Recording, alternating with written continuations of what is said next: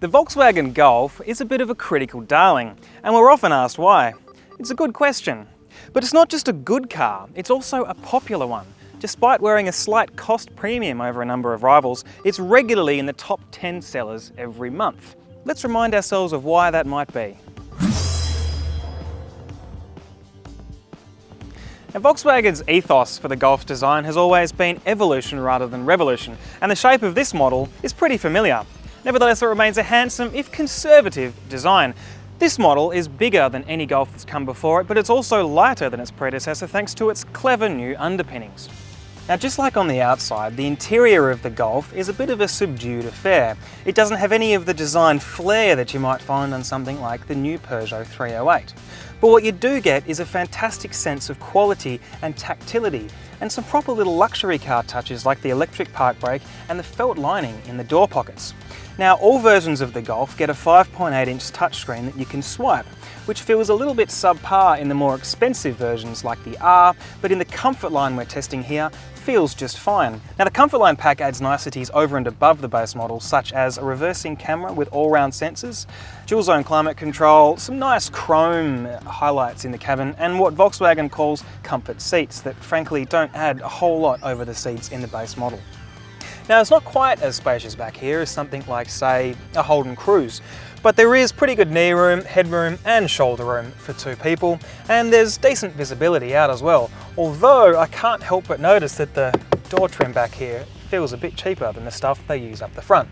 All Golfs get rear air vents, and the Comfortline model tested here gets map lights over your head and a flip-down centre armrest with two cup holders. Now, at its most capacious setting with the seats up, you get about 380 litres of storage, but Volkswagen also cleverly allows you to raise the rear floor to give you a higher loading lip.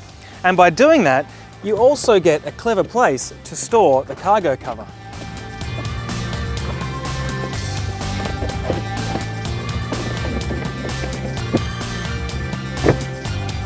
And like any small hatchback, it has folding rear seats that flip forward on a 60/40 basis. Perfect for those weekend trips to IKEA.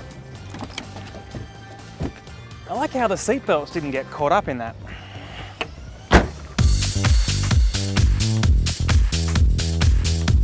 Now, perhaps the main reason why we've been such big fans of the Golf in the past is because of the driving experience that it offers. Now, the car that we're testing here, the Comfortline, has a 1.4 litre turbocharged petrol engine. It's the most popular engine in the range. It develops a fairly modest 90 kilowatt of power, but more importantly, it has a very healthy 200 newton meters of torque from right down low in the rev band, giving it excellent responsiveness. Now, as well as having lots of low down torque, it also has plenty of punch as you work through the gears.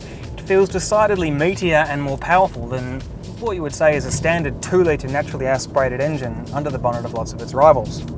Now, of course, being the Golf range, you can spend more and get a more powerful petrol or diesel engine, or even dedicated performance models like the R and the GTI. But for an entry-level variant, this 90 TSI is a fantastic little engine. Now, the car that we're testing comes with a 7-speed DSG dual-clutch automatic transmission. It's a lot more refined than some of its forebears, although there is still the odd eccentricity and hint of indecisiveness at urban speeds. It also comes with a sports mode that holds a lower gear and therefore makes the engine more immediately responsive, and an auto hold feature that stops you from crawling forwards in stop-start traffic.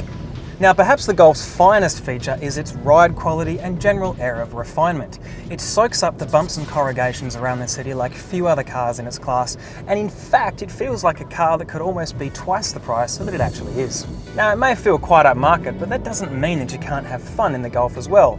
It's got a really nice balanced chassis and good progressive steering. Now, it may not be quite as sporty, something like a Focus, but it feels like a proper little luxury car.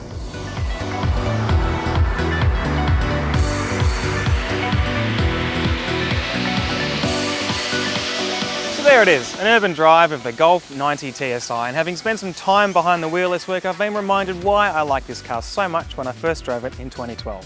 Okay, it's probably not the sportiest car in the class, it's not the most affordable, and its running costs probably aren't as cheap as some others either, but it remains the most well-rounded hatchback that this kind of money can buy.